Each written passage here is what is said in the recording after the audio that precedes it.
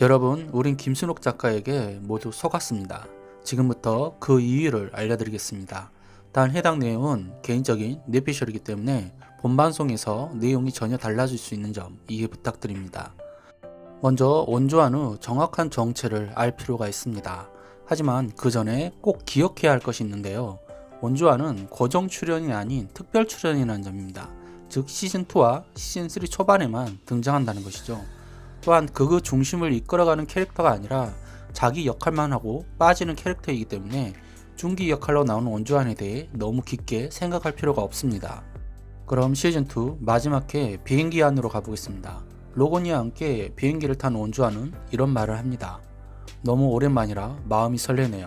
꼭 보고 싶었던 친구 만날 생각하니까 살아있으니 결국 이렇게 만나네요. 미스터 백.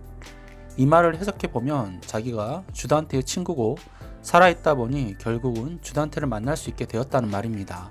그런데 여기서 중요한 점은 왜 원조한이 로건이에게 주단태의 진짜 이름인 미스터 백이라는 이름을 알려줬냐는 것이죠. 그 이유는 로건이에게 접근하기 위한 미끼였기 때문입니다. 알다시피 심수련을 제외하고 미스터 백이라는 이름을 알고 있는 사람은 로건이 뿐이니까요. 다음은 시즌2 마지막 회 자코모 주차장으로 가보겠습니다. 분명 로건이와 원조한은 비행기에서 처음 만난 사이였습니다. 그런데 로건이는 원조한을 자신의 차에 태우고 심수련까지 만나러 왔죠. 왜 그랬을까요? 바로 로건이가 미끼를 물었기 때문입니다. 특히 원조한은 로건이와 심수련의 전화통화가 끝나자 차에서 내리기 전 이런 말을 합니다. 저 담배 한 대만 피우고 올게요. 긴장했나봐요. 아니 왜 심수련이 나오는데 원조한이 긴장을 할까요? 그리고 이때 원조한이 문제의 가방을 차 뒷좌석에 넣죠. 그냥 조수석에 두고 내리면 되는데 굳이 뒷좌석에 놓고 내린 것입니다. 그런데 이때 귀가 좋은 분들은 분명 들으셨을 겁니다. 삑 하고 타이머가 작동하는 소리 말이죠. 즉 폭탄을 작동시킨 사람은 원조한입니다. 그리고 원조한은 잠시 쎄한 눈빛으로 차를 째려본 뒤 사라지죠. 이어 곧바로 노인으로 분장한 한 남자가 보조 유모차를 끌고 등장합니다. 자, 그럼 원조한은 주단태와 어떤 사이일까요? 아마도 힘든 시절에 주단태에게 은혜를 입은 친구일 것입니다. 예를 들어 윤태주, 양집사, 유동필, 조비서처럼 말이죠. 그럼 원조한은 오직 폭탄만 터뜨리기 위해 나왔을까요? 아마도 이 부분은 시즌3에서 명확하게 나오겠지만 특별 출연인 만큼 잠깐 자기 역할만 하고 빠질 듯 보입니다. 다시 자코모 주차장으로 가보겠습니다. 폭탄이 터지기 직전 심수련은 제니 아빠 유동필과 부딪힙니다. 그리고 주차장에서는 노인으로 분장한 남자가 폭탄이 설치된 듯한 유모차를 로건이 차 옆에 세워둡니다. 심수련과 로건이가 만나는 순간 심수련의 뒤에 있던 노인이 손을 흔듭니다. 순간 로건이는 위험을 직감하고 폭탄이 있을 만한 곳을 찾게 되죠. 이때 시야에 들어온 것이 바로 원조한이 두고 간 가방입니다. 하지만 시청자들은 노인이 끌고 온 보조 유모차를 먼저 의심할 수밖에 없었습니다. 상식적으로 폭탄을 터뜨린 사람은 노인일 가능성이 가장 컸으니까요.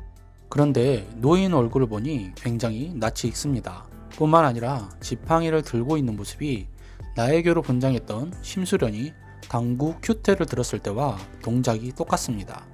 참고로 주단태도 당구를 잘 칩니다. 그렇다면 노인으로 분장한 남자가 설마 주단태였을까요? 분명 무기징역을 받고 감옥에 수감 중인데 말입니다. 하지만 우리가 보는 건 드라마고 주단태는 수천억을 가진 자산가입니다. 즉 주단태라면 자신을 대신해 수감 생활을 잠깐 해줄 데이터를 충분히 구하고 빠져나올 수도 있다는 것이죠. 왜냐면 주단태는 항상 누군가를 죽일 때 직접 살인을 저질렀으니까요. 참고로 주단태가 직접 죽이거나 죽이기 위해 나섰던 인물들은 설아 아빠를 비롯해 주혜인, 나혜교, 베로나가 있습니다. 결국 마지막 회에서도 주단태는 제니 아빠 원조한에게 폭탄을 준비시키고 로건이가 죽는 것을 직접 보기 위해 나선 것이죠. 그리고 결정적으로 그 할아버지가 주단태인 이유는 이지아가 함께 찍은 사진을 자신의 인스타에 올렸다가 스포가 될까봐 다시 지웠기 때문입니다. 그럼 로건이는 정말 죽었을까요? 아닙니다. 이미 시즌3에 출연을 확정 지었기 때문에 살아 있습니다.